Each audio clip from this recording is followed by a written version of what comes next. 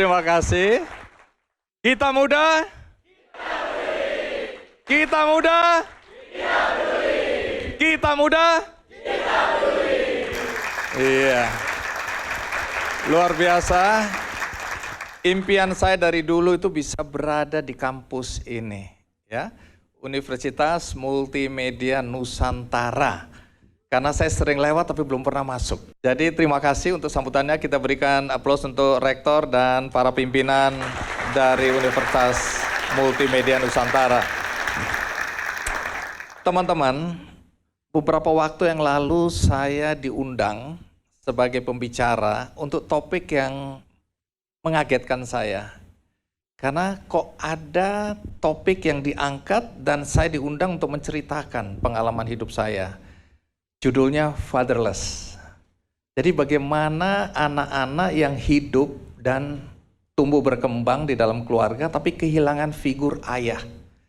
Ada yang karena ayahnya meninggal, ada yang karena ayahnya sibuk bekerja, tidak peduli, atau perceraian. Jadi anak-anak ini bagaimana mereka yang tidak memiliki role model ayah sebagai figur yang bisa dicontoh, bisa dijadikan panutan, tiada. Jadi ada bahkan yang menyebutnya, kami pernah mengangkat cerita itu, ayah ada, ayah tiada. Ayahnya ada, tapi tidak intens menjalin hubungan dengan anak-anaknya. Nah, ini menarik karena saya memang dijadikan contoh cerita bagaimana saya tumbuh ketika orang tua saya bercerai, saya ikut ibu. Tapi saya masih beruntung, umur 13 tahun bertemu kembali dengan ayah saya dan saya tinggal bahkan berdua satu kamar dengan ayah di Papua. Berapa banyak anak-anak yang kehilangan figur ayah sehingga figur ibu menjadi dominan. Ini tidak membandingkan teman-teman, tapi hanya menceritakan ada figur ibu yang dominan di dalam keluarga karena fungsi ayah yang mungkin oleh karena kesibukan mencari nafkah atau karena perceraian atau karena sudah meninggal, maka ibu menjadi sentral dalam keluarga. Hari ini kita akan bercerita tentang ibu. Kenapa? Karena saya melihat ada satu buku, judulnya The Colors of Mothers. Jadi ini cerita tentang orang-orang yang melihat ibunya dari berbagai perspektif, ya. Ditulis oleh Riani Indriati. Riani ini tinggal di Portugal. Nanti kita cek kampung halamannya di mana ya. Kemudian nanti ada dua perempuan yang bercerita di hadapan kita. Yang kedua, tamu kita tinggal di Belanda. Ya, perempuan dua-duanya. Nah, mereka juga mengisi cerita di sini, tapi ada juga perempuan-perempuan yang bercerita atau laki-laki juga, anak laki-laki yang bercerita tentang ibunya. Jadi, banyak cerita menarik yang akan kita dengarkan. Tapi ada baiknya kita langsung aja mengundang penulis dari buku ini, Riani Indriati. Riani, terima kasih. Jauh-jauh datang dari Portugal. Betul. Iya. Di kota mana? Di Porto saya, Pak. Porto. Baik. Riani aslinya dari? Saya dari Boyolali. Oke, kita berikan aplaus dan silakan duduk untuk Riani. Jadi membaca buku ini, dan kalau teman-teman baca, aku yakin pasti sebagian besar akan berlinang air mata. Karena ini perjuangan ibu. Ibu itu selalu secara emosional dekat dengan kita ya. Kenapa sampai Anda merasa cerita-cerita tentang ibu di buku ini penting untuk dijadikan buku? Kalau dari saya pribadi, saya lahir dari seorang ibu yang meskipun dari keluarga yang amat sangat sederhana, miskin bahkan, tapi ibu saya itu berjuang dengan kegigihan dan rasa ingin memberikan yang terbaik untuk anaknya. Jadi meskipun saya dari keluarga miskin, tapi saya merasa saya adalah anak yang beruntung. Saya merasa bahwa meskipun dari segi ekonomi kita tidak bisa banyak, tapi ibu saya menanamkan banyak sekali benih-benih nilai-nilai kehidupan yang akhirnya bisa menjadikan saya seperti saya sekarang, Pak. Jadi ini suatu penghormatan secara pribadi dari saya kepada Ibu, itu yang pertama. Yang kedua, saya juga percaya akan the power of storytelling. Jadi saya percaya bahwa cerita itu bisa membantu seseorang somewhere out there. Itu saya percaya. Kemudian saya juga berpikir bahwa di kehidupan sekarang kan kadang-kadang kita lebih fokus ke individu. Seperti contohnya saja, maaf saya ambil contohnya Pak Andi. Mungkin orang melihat Pak Andi adalah seorang sosok yang hebat. Siapa sih yang gak kenal Pak Andi gitu loh. Tapi di balik Pak Andi pasti ada sosok seorang ibu. Jadi melalui buku ini saya juga ingin merubah persepsi bahwa mungkin ini sudah saatnya kita semua mulai memahami betapa besar peran seorang ibu. Begitu Pak, intinya seperti itu. Itu tujuan dari membuat buku ini ya. Betul. Ada berapa kisah tentang ibu di buku ini? Total ada 22 cerita. Itu dari 21 kontributor plus saya, jadi ada 22 dari 15 negara yang berbeda. Oh, jadi ini bukan orang Indonesia saja ya? Bukan, dari 15 negara yang berbeda. Dari 15 negara. Betul. Yang memberikan kontribusi dalam cerita tentang ibu mereka. Betul, betul. Jadi ini anak bercerita tentang ibunya ya? Persepsi anak mengenai ibu mereka, betul. Kalau bicara kehidupan Riani sendiri ya, tadi kan walaupun kami hidup dalam kekurangan, semiskin apa waktu itu? Kemiskinan sampai di tahap di mana contohnya ibu saya punya 6 anak, saya anak paling akhir, tapi jarak antara saya dengan dengan kakak yang paling tua itu sudah banyak. Jadi kemiskinan yang saya alami itu contohnya misalnya karena kami tidak punya uang untuk makan, jadi kalau ada, kadang-kadang ibu saya harus ke warung sebelah untuk mengambil beras-beras yang sudah jatuh di tanah. Kemudian dibawa pulang untuk dibersihkan, kemudian apa yang ibu saya bawa ke rumah itu dibagi, jadi ada 6 piring, kemudian berasnya, nasinya ditaruh di piring, dipakein nama masing-masing supaya nggak ada yang, kalau bahasa Jawa kan ada yang gruwes gitu loh. Kalau yang lagi ada yang nakal kan jatahnya kakaknya atau adiknya diambil, digruwes gitu. Jadi sama ibu saya itu dibikin ada nama-namanya gitu. Itu satu memori yang saya nggak akan pernah lupa tentang ibu saya. Terus kemudian kemiskinan lain yaitu kayak misalnya untuk beli ikan asin aja, ibu saya cuma bisa beli kepalanya, bukan badannya. Terus kalau misalnya suatu hari punya rejeki bisa beli ikan bandeng gitu Pak, ya nggak boleh dimakan langsung, jadi hanya boleh dicocol yang garamnya saja. Terus kemudian saya sekolah pergi dan pulang ke sekolah jalan kaki lewat 3 sungai. Kemudian kalau lagi hujan, ibu saya jemput di pinggir jalan pakai payungnya itu dari pohon pisang. Ya memang itulah yang saya alami, begitu Pak. Orang tua Anda pekerjaannya apa dan pendidikannya sampai di mana itu ya? Kalau ayah saya itu bahasa Jawanya belante. Jadi jual beli sapi ke kota-kota lain. Ibu saya itu dulu guru SD. Tapi saya itu tumbuh tanpa kehadiran ayah saya, meskipun tadi seperti yang Pak Andi sampaikan gitu loh, ada ayah tapi sebenarnya nggak ada, antara ada dan nggak ada. Saya ingat pertama kali saya ketemu ayah saya itu saya sudah SMP, jadi nggak ada figur ayah sama sekali. Jadi central figur di hidup saya ya ibu saya gitu. Jadi ya ada ayah tapi nggak ada peran apapun. Jadi kalau misalnya ditanya apa yang saya ingat tentang ayah saya ya hanya sekedar kala-kala saja ada di rumah gitu Pak. Terus kemudian ayah pendidikannya? Kalau ayah saya kurang jelas, mungkin hanya sampai SD karena untuk baca dan tulis pun kayaknya juga tidak sampai di tahap di mana itu menjadi suatu kebiasaan gitu. Baik, Anda sendiri pendidikan formalnya? Kalau formalnya saya sebenarnya juga punya background jurnalistik, tapi dulu saya kuliahnya di Mustopo. Jadi nggak ada fasilitas seperti yang adik-adik sekarang punya di sini. Nggak ada namanya lab, nggak ada segala macam gitu. Jadi S1 saya di Mustopo, jurusan jurnalistik. Terus S2 saya ada 2.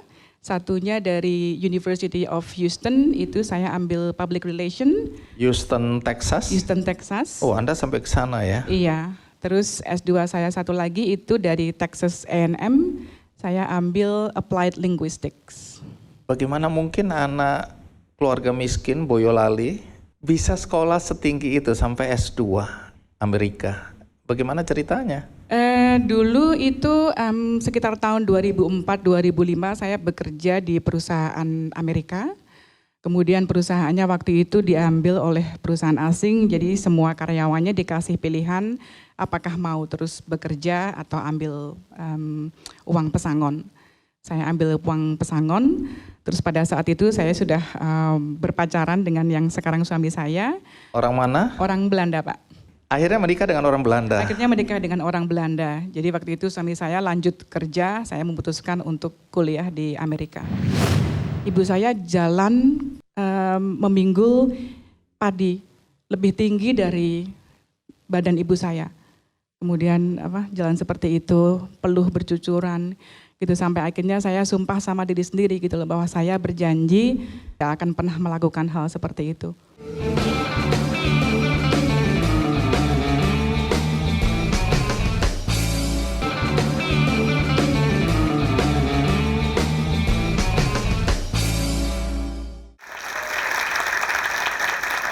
Dari mana Anda memahami bahwa pendidikan ini penting sehingga mengejar sampai S2? Banyak anak-anak muda sekarang punya kemampuan finansial, orang tuanya punya kemampuan membiayain, tapi dorongan untuk belajar, untuk mengenyam pendidikan setinggi-tingginya itu tidak sebesar mungkin Anda. Jadi apa yang mendorong waktu itu seorang Riani berpikir aku harus sekolah setinggi-tingginya? Terutama sih ibu saya gitu loh, saya nggak akan pernah lupa apa yang pernah ibu sampaikan ke saya gitu. Jadi bahwa pendidikan memang satu-satunya hal yang bisa mengeluarkan kita dari kemiskinan. Kita nggak bisa milih kan, kita itu lahir dari orang tua seperti apa. Kita nggak bisa milih mau punya orang tua seperti apa. Terus kemudian kalau misalnya kita itu bersaing dengan orang dalam hal material, mungkin nggak ada ujungnya. Jadi ibu saya selalu bilang gitu loh, kalau misalnya kamu mau maju, lewat pendidikan. Kemudian kalau misalnya bersaing sama orang, jangan bersaing tentang sesuatu yang kamu nggak punya kontrol untuk melakukan persaingan tersebut. Tapi kalau dengan belajar, dengan pendidikan, itu kan modalnya cuma saya. Gitu. Terus kemudian juga ibu saya mungkin karena dari jiwa gurunya kali Pak. Saya juga masih ingat momen ketika saya pernah sumpah sama diri sendiri. Jadi suatu ketika saya masih SMP, saya pulang ke rumah gitu, saya nggak bisa lihat ibu saya di mana. Terus akhirnya saya ngelihat buka korden gitu, ibu saya jalan ke rumah meminggul padi lebih tinggi dari badan ibu saya. Kemudian jalan seperti itu, peluh bercucuran gitu, sampai akhirnya saya sumpah sama diri sendiri gitu loh, bahwa saya berjanji ibu saya nggak akan bisa seperti itu, nggak akan pernah melakukan hal seperti itu. Itu juga saya tulis waktu saya pidato kelulusan di Amerika. Kebetulan saya terpilih untuk memberikan pidato kelulusan, itu yang berarti saya tulis. Berarti IPK-nya tinggi nih ya? Alhamdulillah, sempurna terus Pak. Teman-teman, saya ingatkan lagi, ini anak Boyolali. Pidato di Texas berarti ya? Iya. Terpilih di antara anak-anak berbagai negara tentu ya. Ribuan. Yang ribuan yang sekolah di sana. Jadi tidak ada yang tidak mungkin ya. Ini seorang Riani bisa sampai S2 di Amerika. Bagaimana dengan saudara yang 5 lainnya? Pada awalnya banyak dari mereka yang sebenarnya tidak menyetujui kalau saya kuliah S1. Karena menurut mereka juga mungkin pada masanya itu dilihat bahwa ngapain perempuan belajar tinggi-tinggi. Apalagi waktu itu saya memutuskan untuk kuliah S1 itu tidak lama setelah ibu saya meninggal. Itu kakak saya yang pas itu dia memilih untuk menikah. Tapi saya nggak tahu, saya percaya aja gitu loh bahwa ibu saya akan terus mendukung apa yang saya mau lakukan. Karena dari kecil pun ibu saya juga tidak pernah memaksa saya untuk menikah, kemudian berumah tangga. Karena mungkin somehow ibu saya tahu bahwa mungkin Boyolali it's too small for me. Meskipun tidak diungkapkan secara langsung, tapi dari momen-momen yang bisa saya ulang kembali gitu, banyak sekali hal-hal yang ibu saya lakukan. Kayak misalnya nggak pernah menuntut saya untuk bekerja di ladang, jadi ibu saya cuma bilang, ya sudah sekolah saja. Terus kemudian kalau misalnya pas lagi ujian gitu, ibu saya bangun jam 3 pagi, kemudian karena nggak ada listrik jadi harus pakai lampu petromak. Jadi kalau pagi-pagi sebelum sekolah saya harus bersihin hidung dulu supaya supaya hitamnya hilang kayak gitu. Jadi banyak hal-hal yang ibu saya lakukan secara action. Karena kan mungkin juga nggak semua ibu punya kemampuan untuk mengeluarkan rasa sayang mereka lewat kata-kata. Tapi jangan terkecuh karena banyak sekali hal-hal yang dilakukan oleh ibu tanpa harus berkata-kata, kayak misalnya masak sarapan pagi-pagi, setrika, lipat baju, bangunin anak pun, itu kan sebenarnya juga love language ya Pak ya, gitu. Oke, jadi tidak ada di antara 5 bersaudara itu yang pendidikannya lebih dari SMA? Tidak. Kita udah mengenal ya kehidupan Mbak Riani, kemudian masa lalunya. Sebelum kita lanjutkan mengenai buku ini, ya apa cerita, ada baiknya kita simak dulu tayangan berikut ini.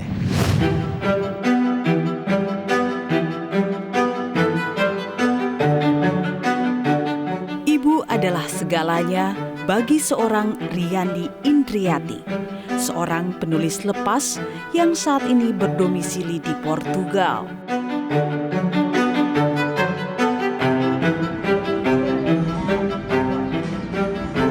Riani juga pendiri Dahuni Foundation, yaitu yayasan pemberi beasiswa dan mentorship kepada mahasiswa Indonesia untuk bisa melanjutkan studi S1 hingga S3.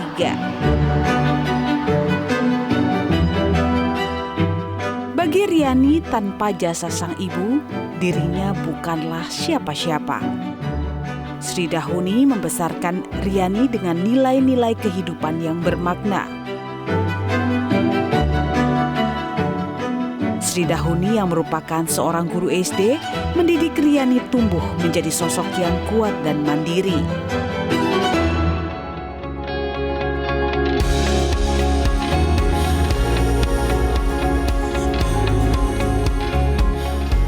Dan untuk memperingati Hari Kartini, Riani merilis buku The Colors of Mothers, kumpulan 22 cerita tentang perjuangan ibu dari seluruh dunia.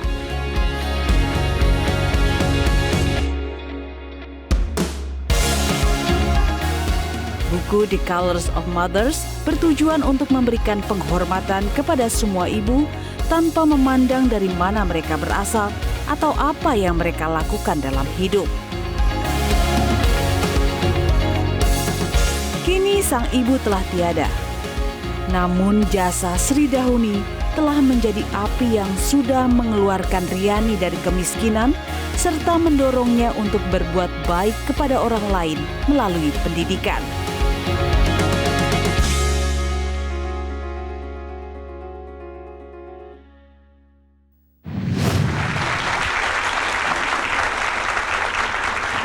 The power of dream. Tentu yang jadi pertanyaan, Anda dan suami aktivitasnya apa sekarang ini? Kami berdua menjalankan Dahuni Foundation. Jadi Dahuni Foundation, Dahuni. Kenapa itu namanya Dahuni? nama almarhum ibu saya. Oh, namanya siapa? Sri Dahuni. Dahuni ini agak langka nih nama Dahuni, Sri Dahuni. Sri Dahuni. Ada artinya nggak Dahuni itu? Kayaknya mungkin benih yang tumbuh atau apa gitu kalau nggak salah Pak. Jadi uang 500 tuh dia ambilin dan dia jaga baik-baik. Dan kalau udah kekumpul dia udah sana pergi cepet-cepet gitu. Jadi kayak udah langsung sana pergi gitu. Yang selalu saya ingat terus dalam hati tuh rasanya kayak mau nangis gitu. Kayak nerima uang hasil keringat dia 500-an, 1.000, 2.000. Itu tuh kayak dalam hati tuh someday I'll pay you back gitu. Kayaknya entah dengan apa.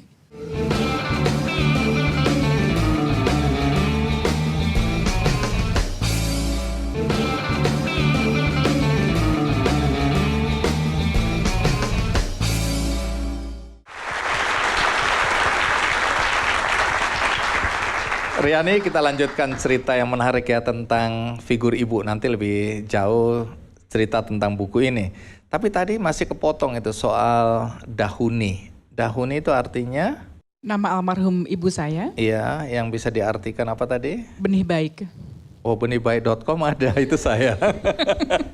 Oke, jadi itu yang dimaknai dari nama Sri Dahuni, nama Betul. ibu Anda. Tapi ini memang untuk mengabadikan ya nilai-nilai yang ibu wariskan kepada anak dan saudara-saudara yang Betul. lain ya. Ya. Saya pikir juga itu mungkin penghargaan paling nyata yang bisa saya lakukan untuk almarhum ibu saya, Pak. Karena kalau sudah meninggal itu kan sebenarnya apa sih yang ingin kita tinggalkan. Jadi saya ingin melalui Dahuni Foundation itu nama ibu saya akan terus dikenang, kemudian diasosiasikan dengan pendidikan dan dengan kebaikan untuk sesama. Karena itulah nilai yang diwariskan oleh ibu kepada Anda dan adik-adik atau saudara-saudara ya. Betul.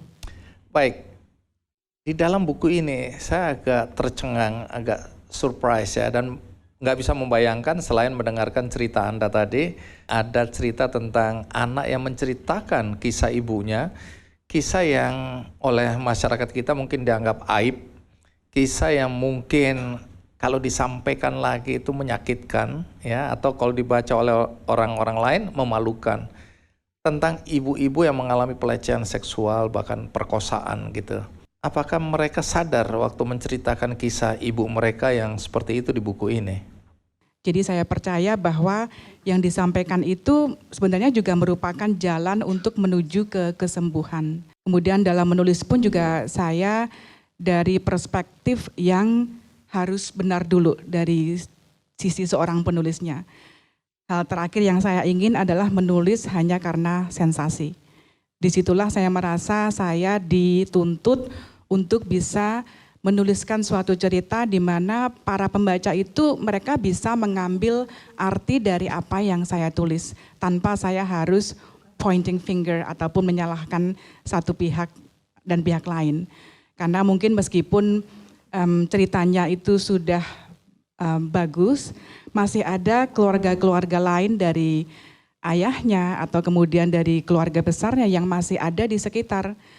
Hal terakhir yang saya mau kan juga menyudutkan para kontributor ataupun ibu mereka, gitu Pak. Jadi itu mungkin ada semacam balance lah antara menceritakan yang sebenarnya tanpa harus mengeksploitasi, begitu. Baik, tentu cara bertuturnya Anda jaga sedemikian rupa ya. Iya, betul. Karena cerita semacam ini mungkin bagi yang bersangkutan ini katup ya untuk mengeluarkan perasaan yang mungkin dia pendam dan dia tidak bisa ceritakan kepada siapa-siapa. Hari ini dia bercerita dan mungkin itu melegakan ya. Karena toh akhirnya aku menyampaikan sesuatu yang mungkin selama ini aku pendam. Tapi perspektif atau sudut pandangnya tidak menghakimi. Betul. Nah, sudah waktunya kita undang salah satu kontributor, kalau Anda menyebutnya kontributor, yang menceritakan kisah hidupnya dan juga mengajak temannya untuk menceritakan kisah hidup temannya ini di buku ini ya. Siapa namanya? Titi Wahyuni.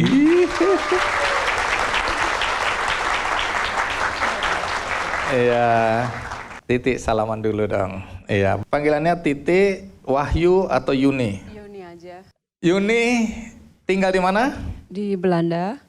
Nah, ekstremis lagi kowe orang ya? Ya, sangat. Oh sangat. Baik, jadi menikah dengan orang Belanda. Orang Belanda. Logatnya udah Belanda ya, padahal Yuni aslinya dari Boyolali. Boyolali. Baik, Yuni udah berapa lama tinggal di Belanda? Dari 2011. 2011 Iya. sampai hari ini. Ya. Oke, jadi ini menetap terus di Belanda. Iya, betul. Tidak ada keinginan pulang ke Indonesia. Mungkin, maybe, someday. Oke, tolong dibawalah suaminya ya. Ya. Nah, Yuni juga menceritakan pengalaman di buku ini ya. Iya. Baik, silakan duduk sekarang. Kita berikan plus. Sedikit gambaran tentang Yuni ya. Tadi kalau Riani udah cerita tentang masa lalunya. Kalau Yuni ini sama-sama Boyolali ya. Dari kota yang sama ya. Tapi soal latar belakang keluarga, orang tua pekerjaannya apa? Mereka jualan di pasar. Jadi Jual apa? sayur. Sayur. Sayur, ya. Oke. Jadi jual di pasar mana ini? Ini kan Boyolali di atas. Saya pernah ke apa tempatnya itu? Selo. Iya. Ya, di Selo itu kita lihat Gunung Merapi itu dekat sekali ya. Dari Selo. Yuni, orang tua pedagang sayur. Iya. Ibu bapak atau bapak aja atau ibu aja? Awalnya sih ibu aja. Tapi sekarang mereka berdua jadi tim. Oh, jadi tim. Iya. Tim penjual sayur. Iya. Keren. Jadi bapak yang nyetir, ibu yang jualan. Jualan. Iya. Kompak jadi mereka ya. Kompak sekali. Rukun ya. Rukun. Oke, terima kasih untuk penjelasannya.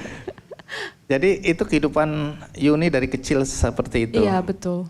Nah, saya dengar-dengar tapi belum baca dengan baik di sini. Saya dengar-dengar cerita tentang Yuni di masa kecil itu bahkan untuk ke kota ya, untuk melanjutkan kuliah itu mengandalkan mobil pickup, mobil sayur gitu ya. Iya, betul. Jadi ibu saya itu kerjanya malam karena ada pasar sayur. Jadi pusat di mana sayur-sayur itu dijual di situ dari segala area di gunung itu. Jadi semuanya kayak melting potnya petani atau pedagang dibawa ke situ semua. Jadi itu pusatnya. Jadi orang dari kota ke situ ngambil. Pulakannya di situ ya, Iya, belinya di situ betul. untuk dibawa ke ke kota-kota di Solo, mana? ke Jogja, ke Semarang, ke Salatiga.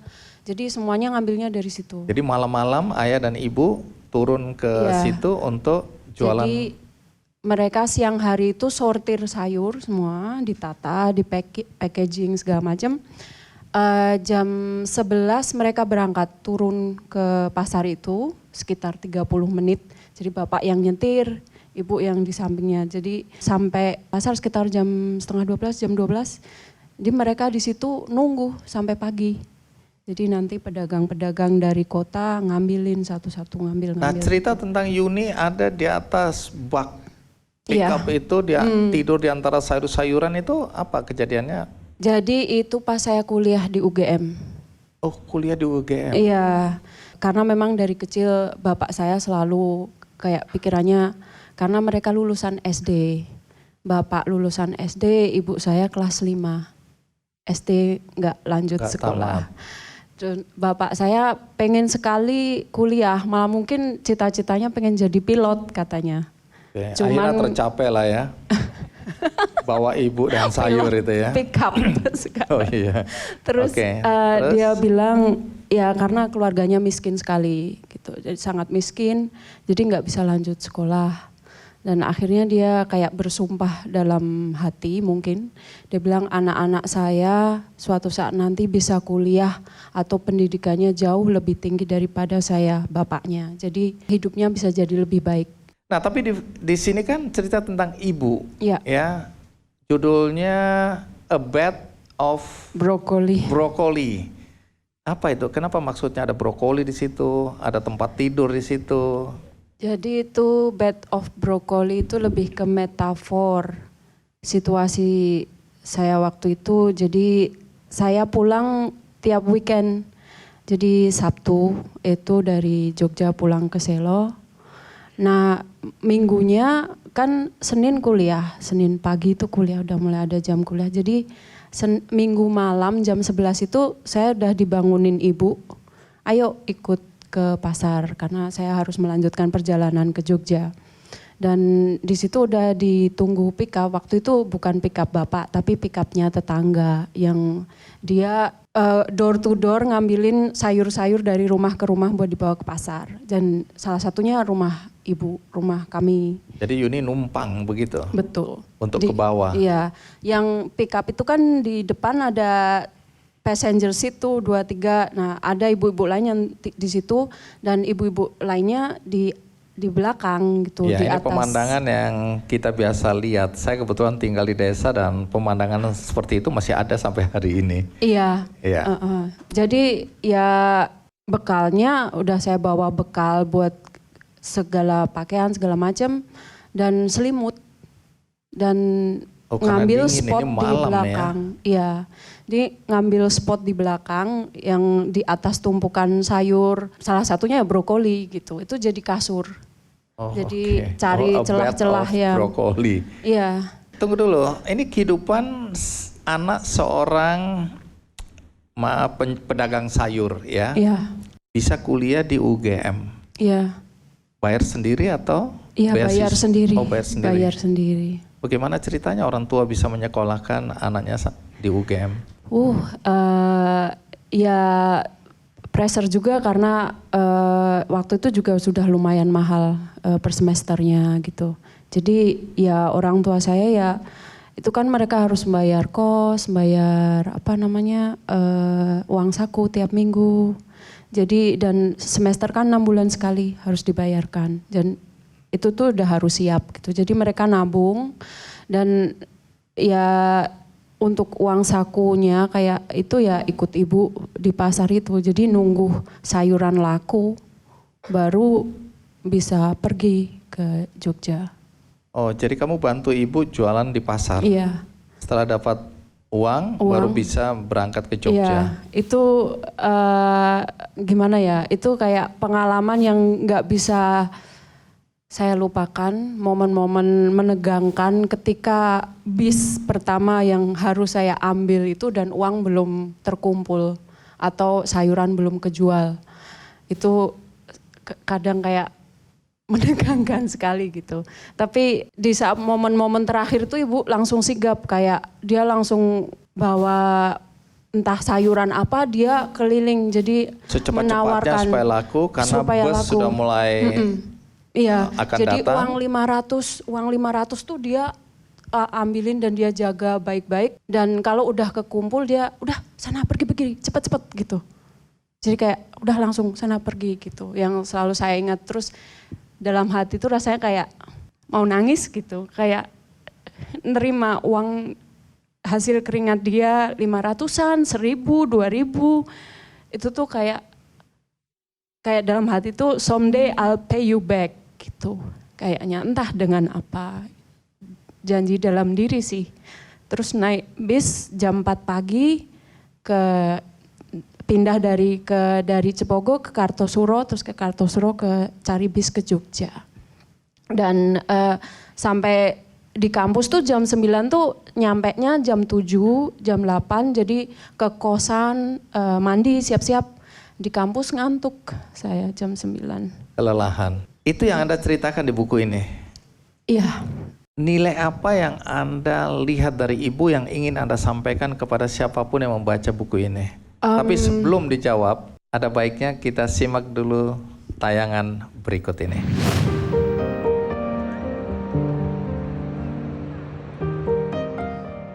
Keberhasilan, karir, serta pendidikan Titi Wahyuni bisa terwujud atas dukungan dan kasih sayang ibu yang tak tergoyahkan.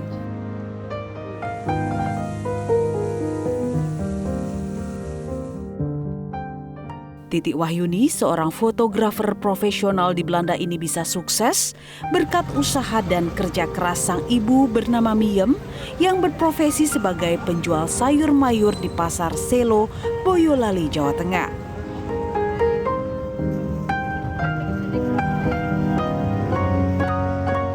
Ibu dari perempuan berusia 38 tahun ini setiap harinya mencari nafkah dengan menjual brokoli, wortel, dan kentang di pasar untuk bisa membiayai pendidikan anak-anaknya.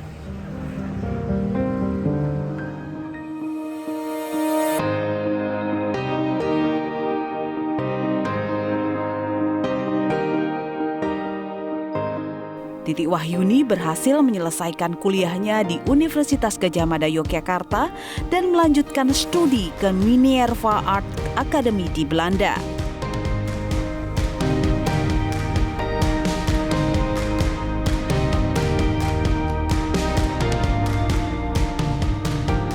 Kini walaupun Titi sudah sukses berkarir di negeri kincir angin, namun Miem masih tak mau meninggalkan profesinya sebagai penjual sayur mayur.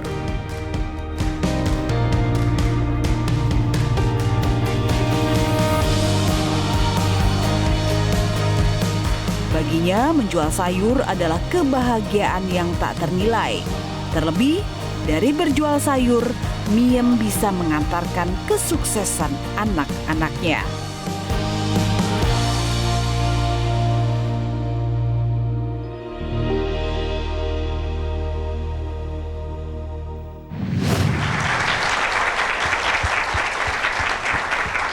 Ojo nangis. Jadi ini tadi ibu kandungnya Yuni. Iya, Jadi ibu yang Yuni ceritakan itu tadi. betul. Masih seperti itu. Masih. Oke, nanti ceritakan ya. Iya. Kenapa masih? Yuni relatif ya, kehidupannya udah jauh lebih baik Iya. ketimbang anak kecil dulu yang harus nerima receh-receh tadi. Aku pernah minta ibu untuk, Bu, ibu kan udah tua, saatnya pensiun. Nanti I'll take care of it gitu kan financially. Dia bilang selama saya masih hidup dan selama saya masih diberi kesehatan, why stop? Dia bilang gitu.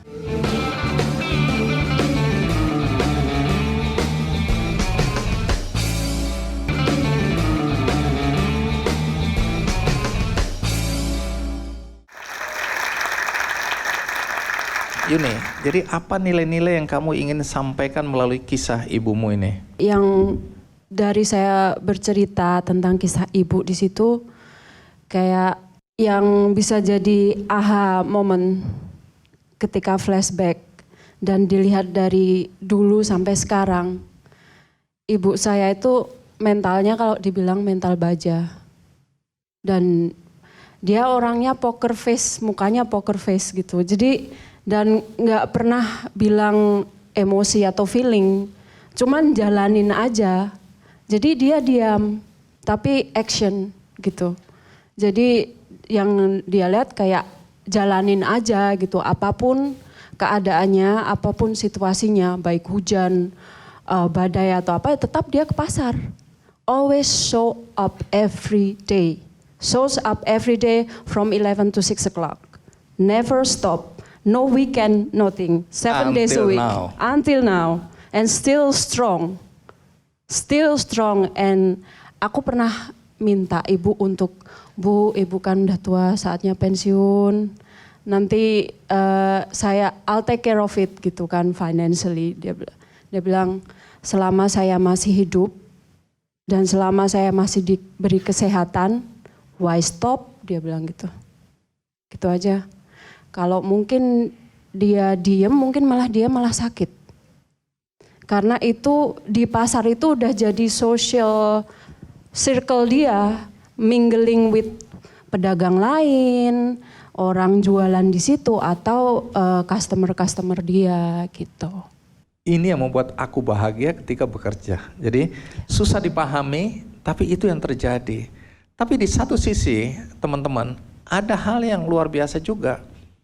Aku dulu reporter, sempat wawancara sama Om Lim Sio Leong, ya, pengusaha terkaya dan susah ditemuin, tapi aku berhasil wawancara. Pertanyaanku waktu itu masih di Tempo. Pertanyaanku, Om Lim kan udah kaya raya. Kenapa di usia segini, waktu itu nggak tahu 79 atau menjelang 80, Om Lim kenapa masih bekerja? Kan tinggal menikmati hidup aja, nggak usah susah-susah. Dia bilang, "You salah. Kalau saya nggak kerja, saya mati. Iya. Kerja ini yang membuat saya semangat hidup." Nah, jadi teman-teman, kalau kita lihat ada orang tua masih bekerja, jangan bilang, "Ih, kasihan betul hidupnya ya, anaknya nggak nanggung, anaknya nggak mendukung." Bisa-bisa karena tadi ya, Iya, seperti ibu. passion. Kalau orang lihat jahat betul anaknya, ibunya dibiarkan jualan di pasar pagi hari, berjuang naik ini, padahal anaknya udah senang-senang jadi fotografer di Belanda. Kan begitu kalau orang tidak memahami ya. Iya. Dan sampai sekarang ibu tetap seperti itu. Iya, dan ya di buku pun ditulis the market needs her as much as she needs the market. Dia merasa signifikan, dia merasa penting di situ, Iya. merasa hadir, eksis. Iya, eksis. Nah, ke Riani, tadi Riani sempat menggeleng ketika saya tanya apakah ibu sempat menyaksikan. Sadly tidak, ibu saya meninggal waktu saya umur 19 tahun. Dan mungkin itu salah satu hal yang if I can turn back the time, saya akan give up everything that I have in life just for the moment of just hug her. Seperti yang tadi Pak Andi bilang, just get the warmth of my mother. Tapi ibu saya meninggal waktu saya umur 19 tahun, Pak. Jadi tidak sempat melihat kehidupan Riani yang seperti sekarang ya? Tidak. Bapak sempat lihat, sempat merasakan, atau masih ada? Bapak sudah meninggal juga. Jadi waktu saya tinggal di Belanda, ayah saya juga sudah meninggal. Tapi sayangnya saya nggak bisa pulang juga. Tapi waktu ibu saya meninggal sih, alhamdulillah saya masih bisa mendampingi di rumah sakit. Dan ya, it was the last goodbye. Oke. Jadi teman-teman, tapi ini kesempatan ketemu kalian ya.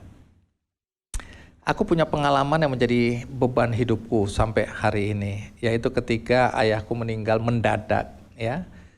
Ayahku adalah sahabatku, ketemu 13 tahun setelah usiaku dan kami bersahabat dan aku mengidolakan dia, aku menyayangi dia karena dia menjadikan aku teman, bukan antara anak dan bapak. Kami hidup sendiri berdua, karena ini kan perpisahan ya, belakangan ibuku bergabung untuk rekonsiliasi. Tapi kehidupan dengan ayah, dia adalah sahabatku, orang baik, menyenangkan, sangat demokratis ya.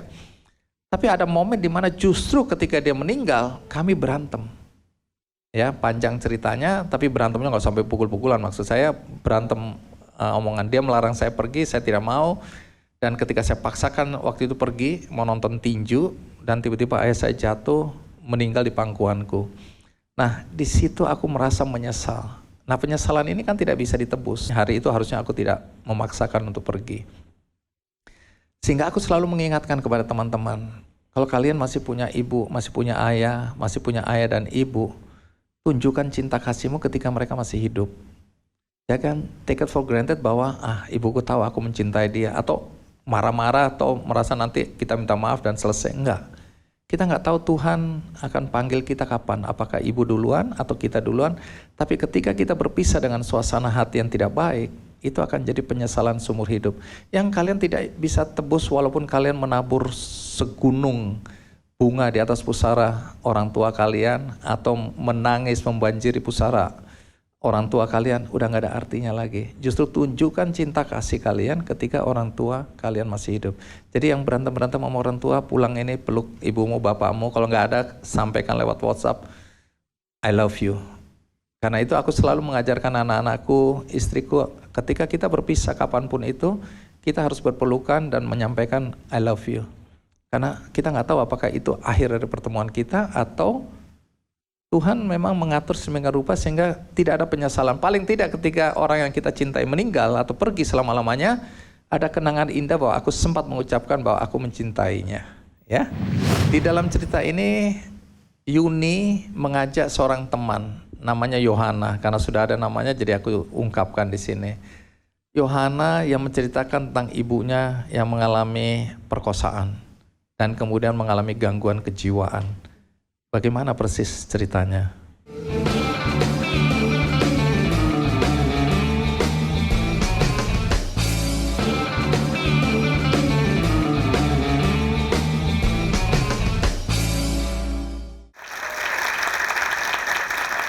Di dalam cerita ini, Yuni mengajak seorang teman, namanya Yohana. Karena sudah ada namanya, jadi aku ungkapkan di sini. Yohana yang menceritakan tentang ibunya yang mengalami perkosaan dan kemudian mengalami gangguan kejiwaan. Bagaimana persis ceritanya? Yohana dia tinggal di Belanda, tapi ibu bapaknya itu sebenarnya Jerman. Oh, oke. Terus? Ibunya waktu itu ya terlahir di keluarga Jerman yang masih mungkin bawaan pas zamannya Nazi gitu. Jadi orangnya ya kayak robot. Nggak ada ekspresi, dingin, iya. Dan itu tuh diajarkan dari generasi-generasi sebelumnya, memang orang Jerman kebanyakan dingin-dingin gitu. Dan ibunya ini dulu ya di abuse sama bapaknya Yohana dan diperkosa. Dan akhirnya lahirlah teman saya yang bernama Yohana ini.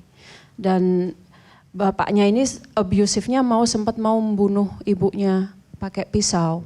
Jadi pernah hampir ditusuk pakai pisau, cuman kena sini, iya pokoknya sini. Jadi ada kekerasan dalam rumah tangga selain perkosaan tadi ya? Iya, dan ibunya melarikan diri sambil hamil teman saya itu ke Belanda. Nah, Tadi pertanyaannya kan, kenapa dia berani menceritakan ini? ini sebenarnya sih kita sering curhat gitu. Dia yang sering curhat karena kita sahabat, dia sering curhat. Menurut saya ya sangat wow gitu, dan kebetulan saya juga suka cerita ibu saya gitu. Jadi kayak suka curhat-curhatan gitu. Dan pas dapat project sama Mbak Riani ini, saya mengajak Yohana, tapi Yohana sempat kayak dia sempat mau bikin buku sih ceritanya ini, mau diangkat jadi buku gitu. Terus sempat nulis, jadi dia sering nulis diary, sering nulis. Aku tahu dia orangnya suka nulis gitu. Dan kenapa nggak mau ikut ambil, dia sempat kayak nggak pede atau takut atau gimana mungkin. Itu terus saya tanya Mbak Riani, terus Mbak Riani bilang bahwa esensi dari buku ini itu bukan melulu cerita tentang from zero to hero gitu, tapi juga tentang hal-hal lain yang mengangkat tentang ya namanya juga ibu atau wanita pasti mengalami banyak hal dalam rumah tangga atau dalam berkeluarga gitu. Akhirnya dia bersedia. Iya, dan itu saya bilang I think it's also can be your healing process to let go this story instead of just keeping it all inside. Dan dia setuju. Setuju ya. Dan nanti banyak juga ya anak-anak yang bercerita seperti ini walaupun mungkin tidak sedetail itu. Tapi sebelum kembali ke Riani, ada baiknya kita kasih kesempatan mahasiswa bertanya ya. Karena saya udah dapat ini, ada Rio Antonio Wijaya, Fakultas Ilmu Komunikasi, jurusan Strategic Communication. Oke, Rio maju ke depan sini, Rio. Sini, aturan main kita, Rio. Oke. Kalau ditunjuk untuk bertanya, kamu seakan-akan menjadi Andi Noya. Nah, ini Rio Noya, silakan duduk. Ya. Oke, silakan tanya. Terima kasih kesempatannya dan juga terima kasih nih untuk kedua narasumber atas ceritanya juga inspiratif nih. Bisa menunjukkan bahwa wanita di zaman sekarang benar-benar inspiratif bagi kita semua. Kalau untuk pertanyaannya sendiri, mungkin saya memposisikan sendiri menjadi seorang laki-laki. Ya nantinya saya akan menjadi seorang suami dan juga seorang bapak nih bagi anak-anak saya. Nantinya mungkin dari cerita kedua narasumber membuktikan bahwa wanita itu bisa menjadi seorang yang berperan nih bagi anak-anaknya. Kalau saya sendiri mungkin bertanyanya bagaimana saya dapat menjadi seorang yang inspiratif sebagai seorang bapak maupun sebagai seorang suami, seperti itu pertanyaannya. Terima kasih Rio atas pertanyaannya. Jadi ini saya ada harapan nih Pak Andi, karena kemarin pas book launch di Gramedia di Grand Indonesia sama juga ada cowok ganteng kayak Rio seperti ini, usia juga sama, dengan pertanyaan yang sama. Apa yang bisa saya dapatkan? Saya kan bukan perempuan, kemudian saya bukan seorang ibu, kenapa saya harus baca buku ini gitu kan? Nah jawaban saya sama juga, bahwa buku ini tidak hanya diperuntukkan untuk ibu, tidak hanya diperuntukkan untuk perempuan, tapi untuk semuanya. Nah khususnya untuk anak-anak laki-laki seperti Rio, someday you will be a husband, someday you will be a father. Nah buku ini bisa dijadikan sebagai refleksi, kira-kira what kind of father figure do I want to be for my children? Karena hal tersebut juga disampaikan oleh salah satu endorser dari buku ini, Pak Cornelius Purba dari Jakarta Post. Beliau juga menyampaikan hal yang sama. Saya membaca buku ini next to my wife, and the first thing that she asked, hal pertama yang ditanyakan oleh istri saya itu, kira-kira kalau anak-anak ditanya mengenai bapak, apakah mereka juga akan punya apresiasi sama tentang ibu, tentang saya gitu loh. Akhirnya itu juga ternyata bisa menjadikan suatu refleksi. Have I been a good father to my children? Kemudian kalau untuk Rio sendiri seperti tadi yang saya sampaikan, what kind of father do you want to be one day? Gitu. Baik. Ditanya balik nih. Iya. Boleh. Oke. Jangan dijawab, kamu belum cocok untuk menjawab pertanyaan itu. Sebab pacar aja belum punya dia. Tapi kalau Rio mau sampaikan apa yang kamu impikan sebagai seorang ayah dari anak-anakmu kelak?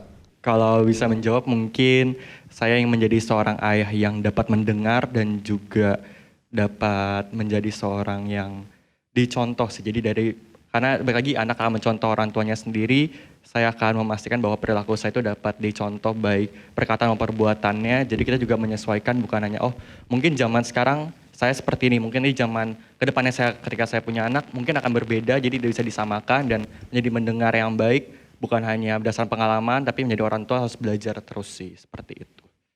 So wise. Baik, kalau ada pacarnya yang di sini, catat itu ya. Kalau ternyata dia berubah, laporkan ke saya.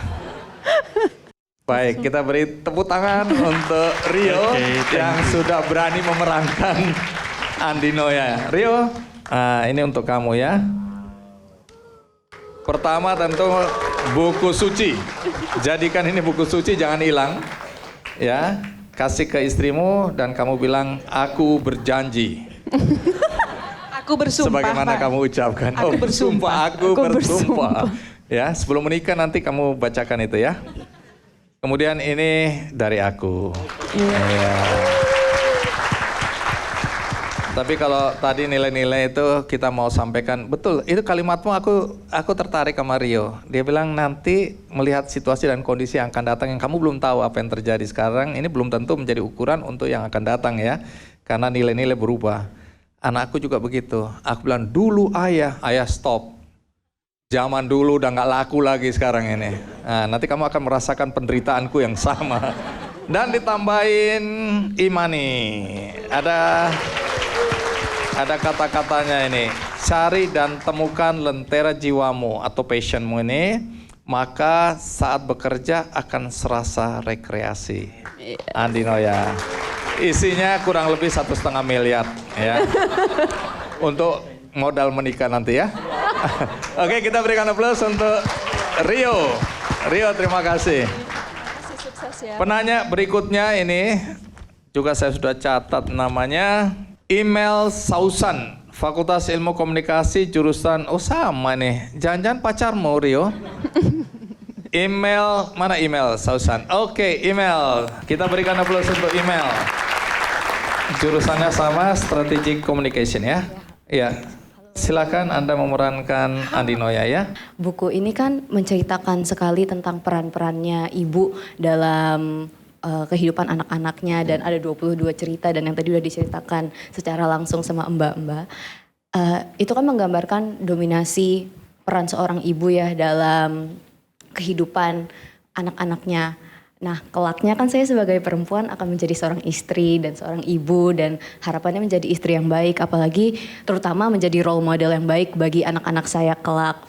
Namun tidak bisa dipungkiri kan gak semua cowok seperti Rio tadi ya, ada yang mungkin punya egonya gede dan belum bisa menerima istri atau ibu yang lebih mendominasi. Kalau kedepannya saya menemukan konflik ini dalam pernikahan atau rumah tangga saya, mungkin Mbak bisa memberi saran untuk menyikapinya itu. Sebenarnya balik lagi sama esensi daripada buku ini. Saya memberikan title The Colors, bukan The Color, tapi The Colors of Mother. Artinya apa? Artinya bahwa tidak ada satu jenis ibu. Untuk menjadi seorang ibu itu nggak ada satu kriteria yang bisa apply for all. Karena menurut saya ibu itu macam-macam jenisnya. Kemudian cara mereka membesarkan anak, cara mereka mendidik, cara mereka merawat, mereka punya ekspresi masing-masing. Nah, kadang-kadang kan di kehidupan kita sekarang mungkin banyak ibu-ibu yang merasa pressure.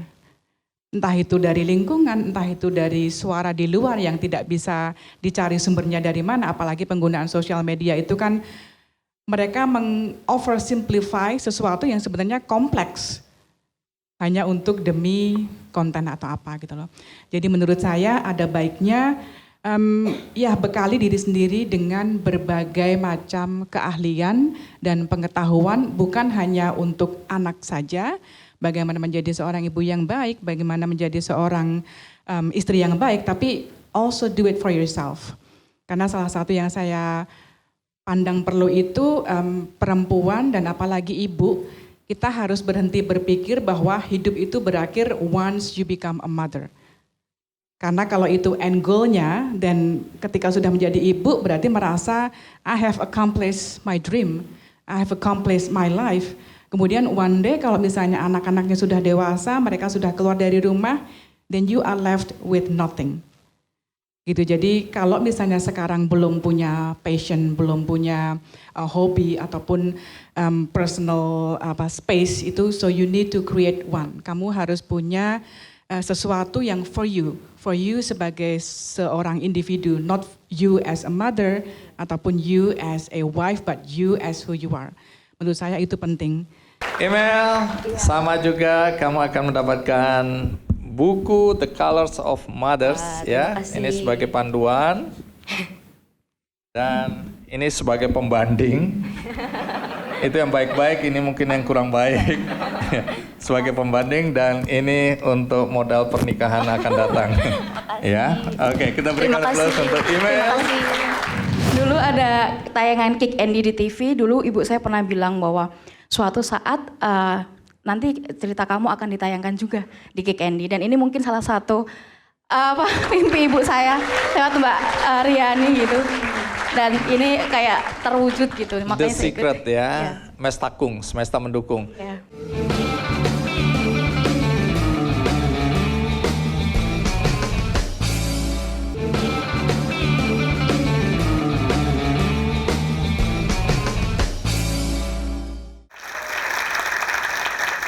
Pak Andi boleh minta izin, ini ada 2 kontributor yang hadir di sini Oh, juga. iya. Mungkin kalau mereka mau berkesempatan. Boleh. Kontributor ada di dalam Ada buku di dalam ini buku berarti juga, ya. Oke, satu-satu dulu. Silakan maju. Ini Mbak Nurul. Nurul. Mbak Nurul. Oke. Jadi apa yang Nurul ceritakan di buku ini tentang ibu? Saya menceritakan ibu saya sebagai orang yang selalu mendengarkan saya. Walaupun dalam keadaan dia lagi sakit hati, mungkin capek atau apa, tapi dia adalah rumah untuk saya untuk selalu pulang. Gitu. Dan mungkin kesempatan ini, jadi dulu ibu saya pernah bilang ke saya, dulu ada tayangan Kick Andy di TV ya. Coba ulang, saya nggak dengar tadi.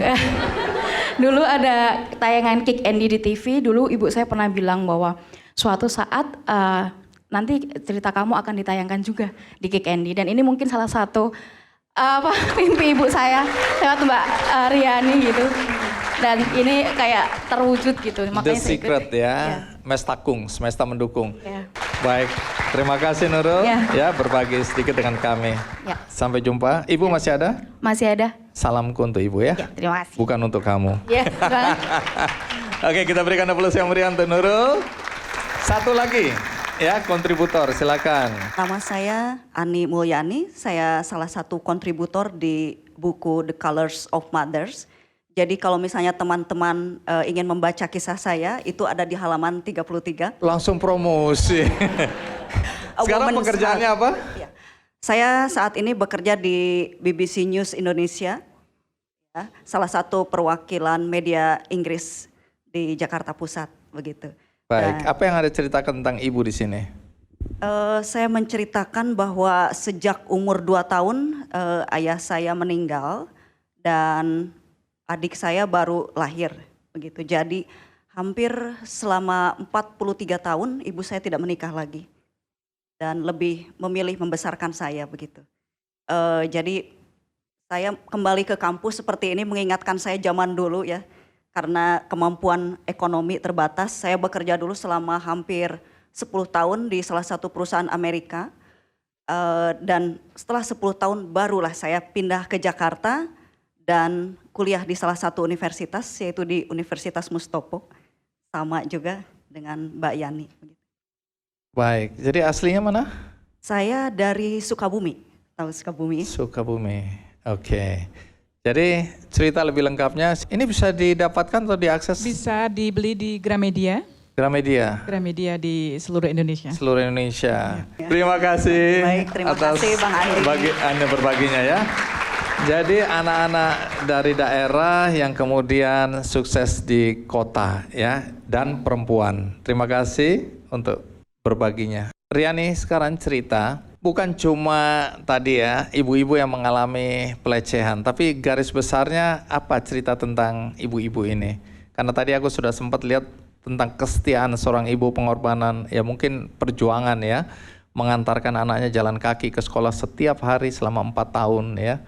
Nah, tapi cerita lainnya apa lagi yang muncul di buku ini?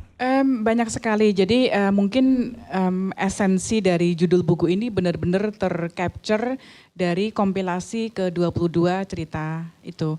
Memang sebagian besar banyak kisah-kisah pilu seperti yang tadi Pak Andi sampaikan tentang perjuangan ibu, kemudian tentang pengorbanan.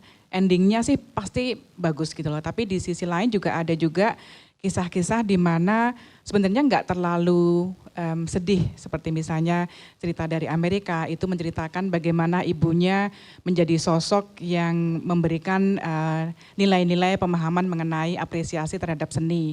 Itu juga tidak ada tearjerkernya, itu satu. Terus kemudian juga ada juga kisah dari Iran itu di mana ayah ibunya itu sebenarnya dari kubu Islam yang berbeda, dari Sunni dan Syiite ya. Itu juga tidak ada banyak tearjerkernya, tapi lebih kepada memperlihatkan bagaimana kuatnya cinta seorang laki-laki terhadap perempuan meskipun itu dihalangi oleh suatu dinding yang amat susah untuk dirubuhkan.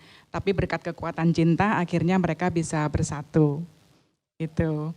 Terus selain itu juga ada cerita dari Perancis, di mana menceritakan kisah ibunya yang imigran dari Karibian, kemudian berimigrasi ke Prancis dan sampai harus mengambil banyak sekali job supaya bisa survive. Jadi dari ibunya beliau, teman saya itu bisa belajar mengenai hustling, mengenai punya etika kerja yang bagus, yang tidak hanya mengandalkan satu income tapi harus punya multiple seperti itu. Kemudian salah satu penutup dari cerita ini adalah cerita dari Kamboja. Kebetulan kontributornya itu rekan kerja saya, waktu itu saya melakukan kunjungan ke Kamboja. Nah, saya bertemu dengan Phimian Naun. Beliau itu pendiri dari People Improvement Organization, itu salah satu organisasi anak-anak di Kamboja di mana mereka memberikan akses pendidikan, healthcare, perumahan untuk anak-anak yang hidup di tempat pembuangan sampah terbesar di Kamboja. Nah, cerita menariknya adalah ibu daripada kontributor tersebut, ibu daripada Phimian itu, dia hidup ketika zamannya Khmer Merah. Pada saat itu kan orang-orang berpendidikan, orang-orang yang bekerja, orang-orang intelek itu kan dibantai. Jadi ibunya itu menyaksikan bagaimana ke-11 saudara-saudaranya itu dibantai karena mereka punya pendidikan yang tinggi. Nah, di ujung ini, mulai dari Yuni, apa pesan yang kamu mau sampaikan kepada teman-teman yang hadir hari ini tentang ibu? Pesannya apresiasi ibu, berilah apresiasi, like you said, say I love you, ataupun say thank you. Itu udah, thank you itu powerful banget kata itu, karena mereka merasa diapresiasi dan dihargai. Penutup dari Riani. Kalau saya mungkin karena saya juga seorang ibu dan seandainya ada ibu-ibu di sini ataupun ibu-ibu di luar yang melihat acara ini, buat saya adalah jangan merasa sendiri. Karena journey seorang ibu kan meskipun ada suami, ada keluarga, tapi loneliness itu nggak bisa diungkapkan begitu saja.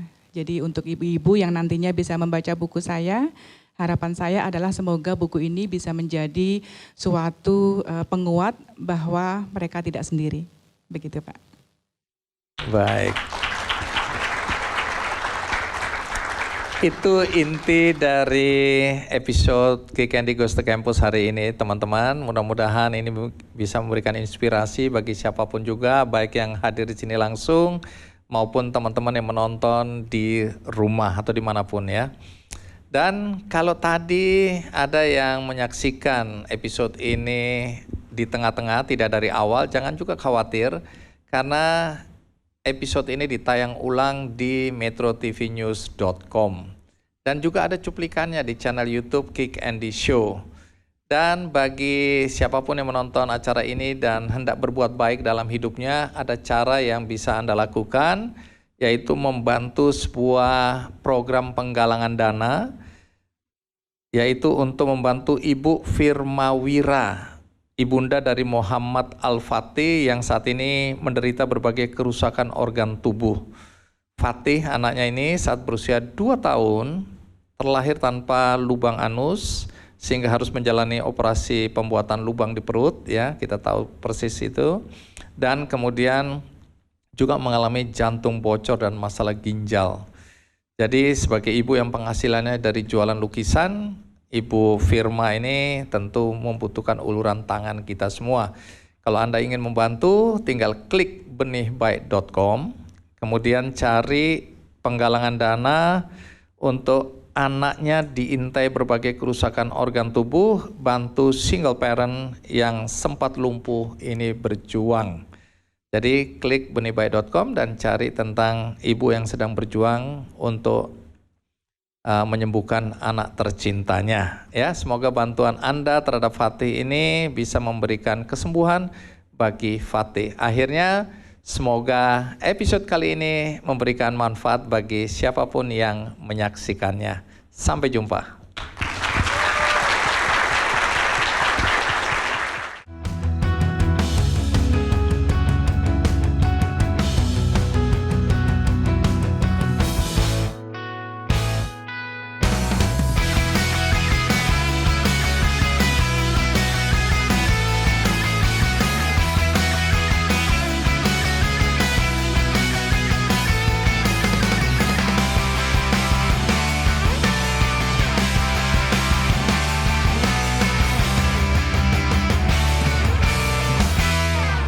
Jelajahi cara baru mendapatkan informasi. Download Metro TV Extend sekarang.